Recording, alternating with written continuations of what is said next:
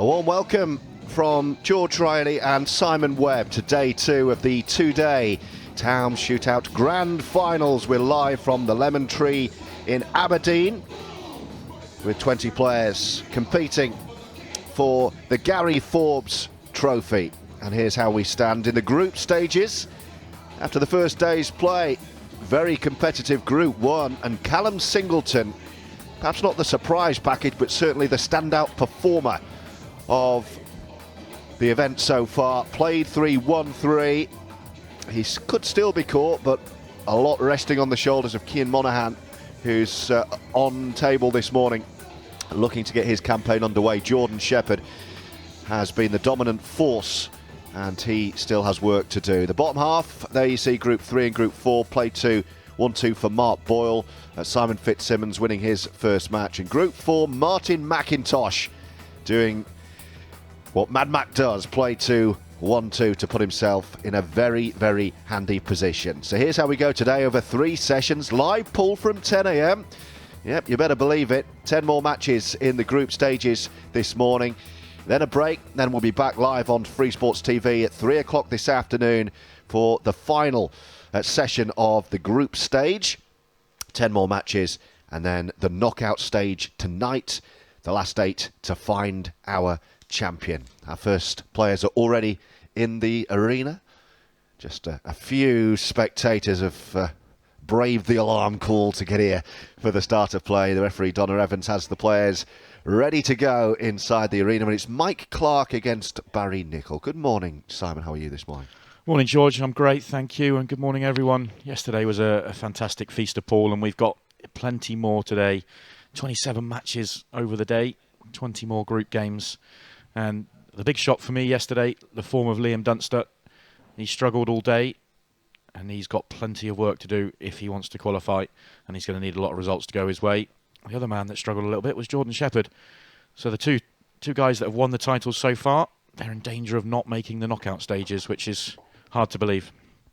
A reminder of the format, if you weren't with us yesterday, but have just tuned in for some live shootout pool today. In the group stage, the matches are 20 minutes long. You can see the match clock on the bottom of your screen. Shot clock at 30 seconds per person per shot.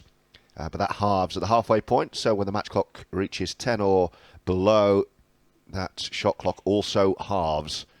15 seconds a shot, and that really does change the game.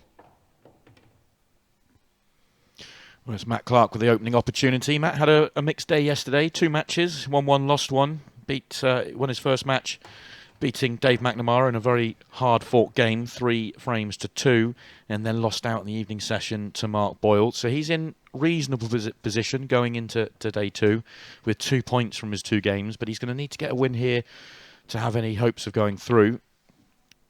He misses an early opportunity. So Barry Nicoll will come to the table for his first opportunity, and it was a disappointing day yesterday for Barry. He really struggled in his opening game, pretty much handed the match to Simon Fitzsimmons, gave away, we were talking, probably should have felt he would have been 3-0 ahead the way the match went, and he ended up losing 4 frames to 1, and it didn't get any better in his second match. So 2 losses from 2 for Barry, lots of work. He's still not mathematically out, but he needs to win his remaining 2 games. And find some kind of form that he was unable to produce yesterday, I think, more to the point. And those middle bags have been very unforgiving. There's another one. Yeah, yesterday he played some great ball, but every time he needed to play a key shot, he just had a sort of rush of adrenaline and ended up overscrewing a positional shot or just playing for the black into a poor pocket. And it ended up costing him key frames. And when you give players of Simon and Mark the opportunities that he did, you're just asking for trouble.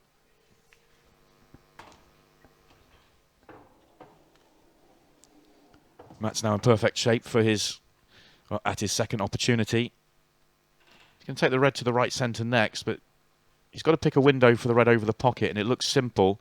Position onto the black is never as simple as it looks when the ball is right over the pocket.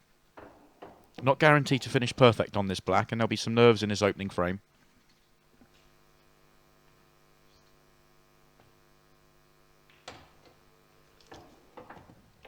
There's exactly what I feared for him. He hasn't finished perfect. This is now a very missable black.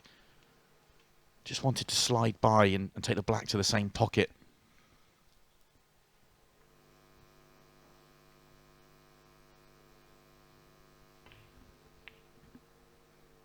Oh, and he has undercut that.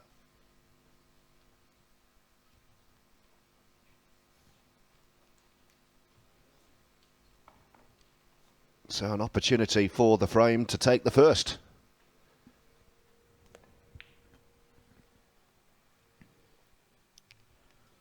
Problem that Barry Nicoll's got is the yellow on the right-hand side. All the other yellows are absolutely fine. Even the one on the left-hand side isn't a huge problem. It's in a good position for a double, or he could play it down the rail and he would be guaranteed to finish perfect on it down the rail.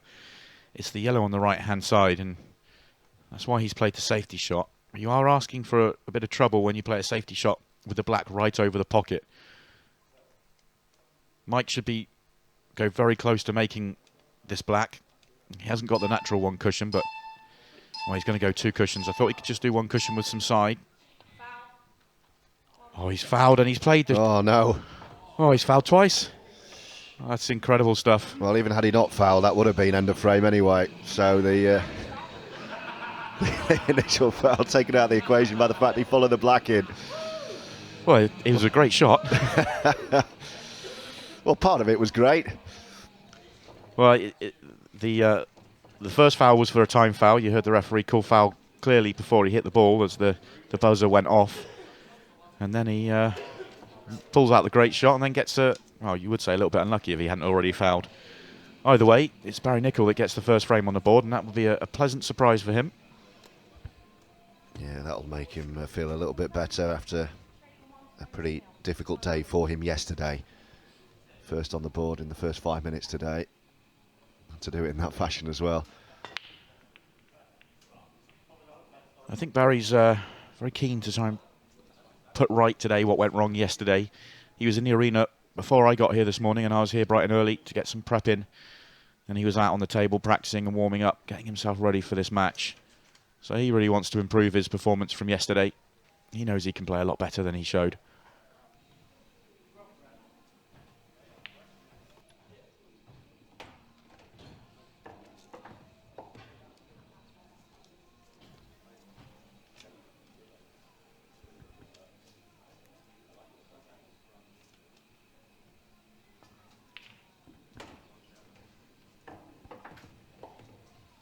Not the greatest of splits for Barry to go after, but it looks a little bit more congested than it actually is.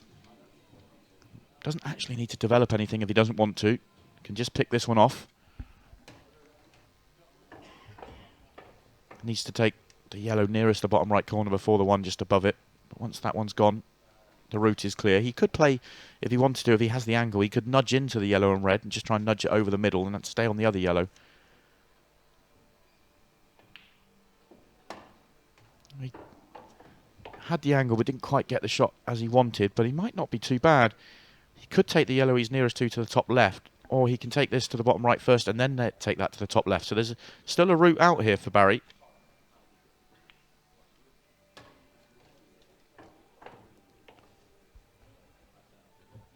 The yellows aren't a big problem now. The problem he will face is getting onto the black. The angle he'll have on his last yellow won't be natural onto the black. I'm not sure the black goes to the bottom left. Because getting to the right-hand side of the table is not as big a problem. You'd have to find the gap in the reds. But if the black doesn't go to the bottom left, that's not an option.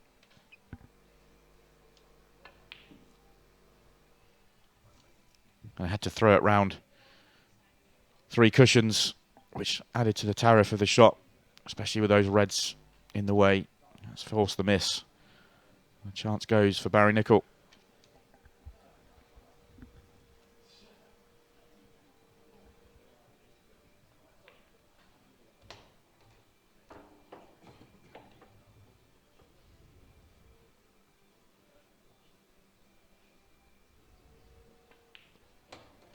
Shouldn't be many obstacles.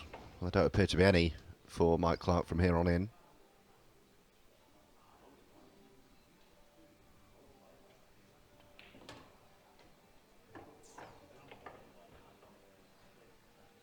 Didn't want the nudge on the red, but it's not too bad. He now needs to pull out a good shot, but it's still there for him. Yeah, he didn't want to be there. He's got 2 shots in a row down the rail if that's the way he chooses to go. He's going to take the more difficult one first, which will leave him an option on his next shot. Although he's missed it, so he might not have an option at all. That might be end of frame. Mistake from Magic Mike. Big opportunity for Barry Nicoll for a 2-0 lead. Just needs to cue this one, and the positional side of the shot is natural. I'm not sure why he played that red, to be honest.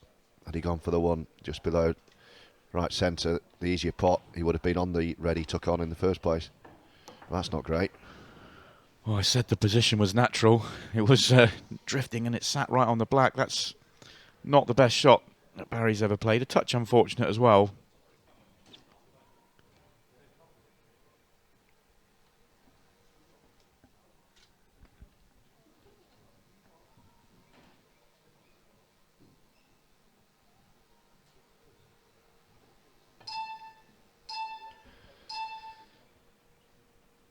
Well, that was a bit of a mess, I'm afraid.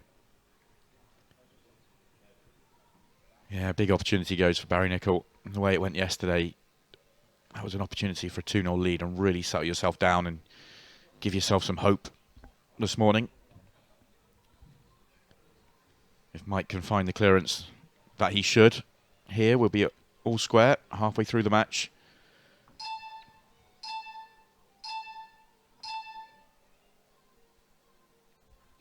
Second shot clock.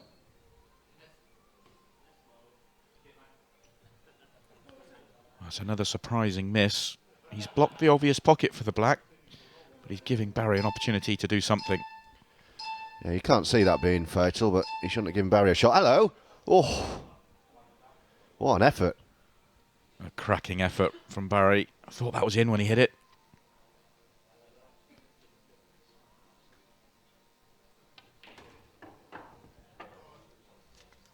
Well, the way this match has gone, normal circumstances, I would say, as I have done already in this match, that this should be the frame-winning opportunity. But the black's just gone to a position where Mike Clark is not guaranteed to land nicely on it.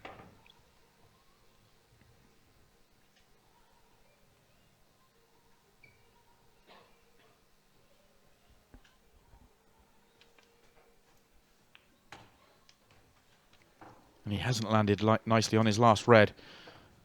So the pot itself on this red is tricky. The position is even trickier. Well, so many opportunities for both players in this second frame. Oh, now the white's in. Well, it's been a catalogue of errors from both players.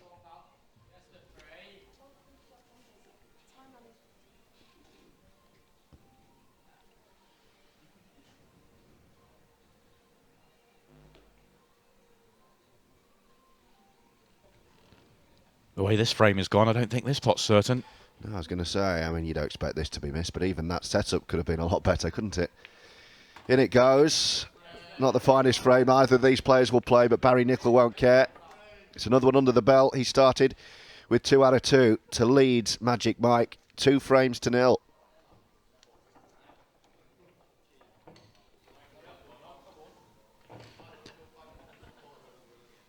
Slow start from both players. Barry's just continued where he left off yesterday. Mike played some reasonable pool in the match he won. Mark Boyle played a pretty good match against him in the match he lost. And that can happen in this game. But he would have come out this morning thinking, if I can get the win, I'm in good shape. 2 wins out of 3. This is not what he wanted. He has time to turn things around. But Barry Nicoll will be hoping to get an opportunity off this break and stop that happening. Well, he hasn't. He's come up dry.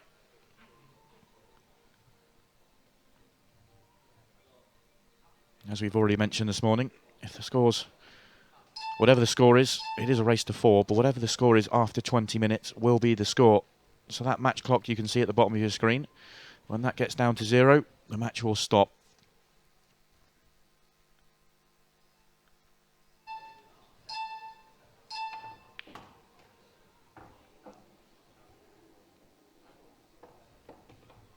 This is not a good layout for Reds. It's not a great layout for Yellows either. Barry would be well served here just to slow the match down, and that's what he's doing. Good choice of shot. The longer he can draw this frame out, the more chance he has of winning it.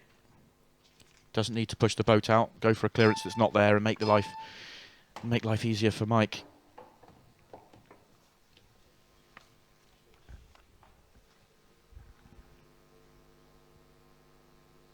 Yeah, this is must win now for Mike. Early start for everyone involved.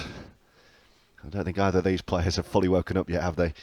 They can both play a lot better than this. That gap looked tight for Mike. Thought he could squeeze it through. That would have opened things up a little bit. He still would have had a couple of problem balls, but it would have given him half a chance.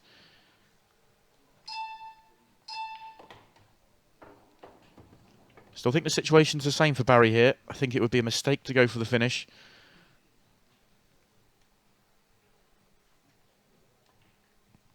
We love attacking Paul, and we love watching these guys trying to clear up from all sorts of situations, but sometimes, even with a short shot clock and a match clock, the right shot is to cover the pocket, as he has.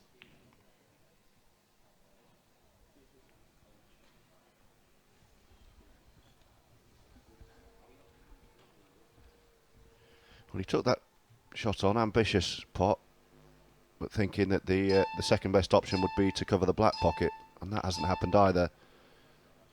And Barry just had to rush that one. I love his shot choice though. Just nudging that yellow into the group of reds, making this clearance from Mike really tricky. In defensive mode, trying to slow this match down, slow this frame down, stop Mike from winning.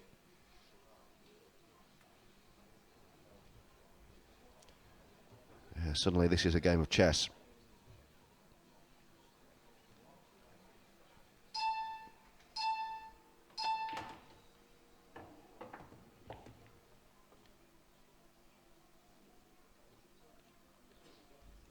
Should be another safety shot from Barry.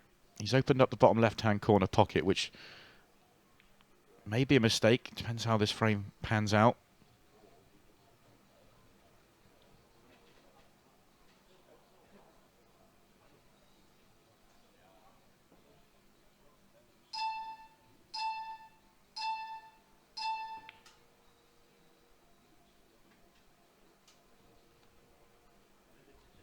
I think the black squeezes past the yellow to the bottom right-hand corner, so if Barry wants to go for a finish, then this may be an opportunity for him if he's got a pot at the top. If not, he's got a plant. It was an easy snooker that he didn't go for. Well, it's getting to the point that Mike's going to have to pull the trigger on something here, because that clock, okay, the shot clock is only 15 seconds, but if you're not potting any balls, that time on the match clock is going to disappear, and he'll be losing this match anyway. Yeah, 3 minutes, 20 seconds, and you've got to bear in mind, even if he cleared up at his next visit, the referee would still have to rack the balls up. Hard to see how he could get more than a minute or so for a final clearance. Now is the time for Mike. Has to take these out in quick time. Oh, unlucky. Tried to cannon off the yellow into the two and plant into the right corner. It's not worked, and I think that might be it. So Barry can just stay at the table for a minute here. That's match over.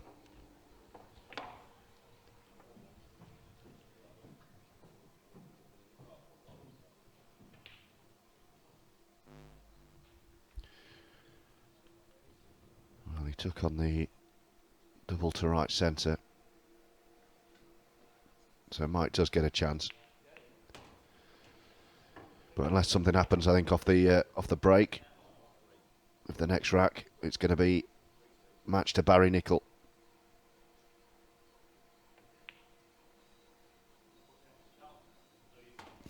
That's well played. He needs to really fly through these. 2 minutes on the clock. This is just no time. He's not helped himself there either.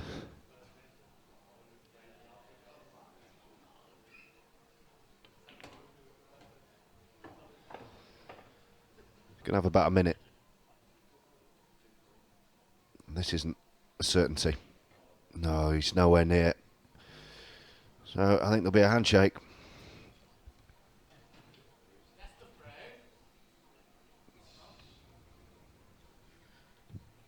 Barry's got enough time to clear these up, and it's important that he just puts a little bit of focus and makes sure, because these really should be gone. Barry's not out of this tournament. This will be his first win from his 3 games played, but frame difference could become all important. So he just needs to make sure of these last 2. Yeah, it looks interesting, Group 3 suddenly. Mark Boyle on 4 points, but it's going to be Fitzsimmons, Clark and Nicoll all then on 2. In goes the black.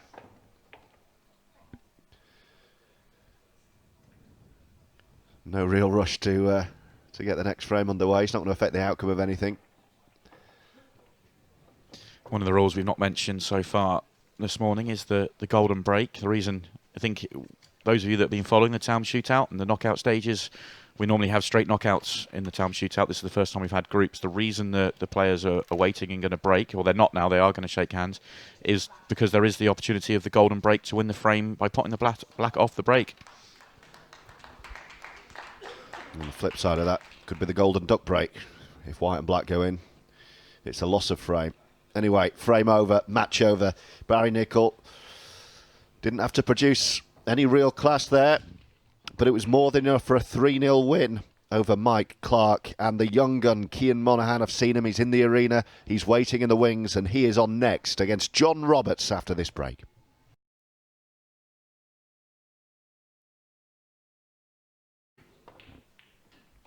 Oh, well played. Yeah, brilliant shot. Went attacking and did not get the reward, anything but. You see the white just straightened up with the spin he gave it.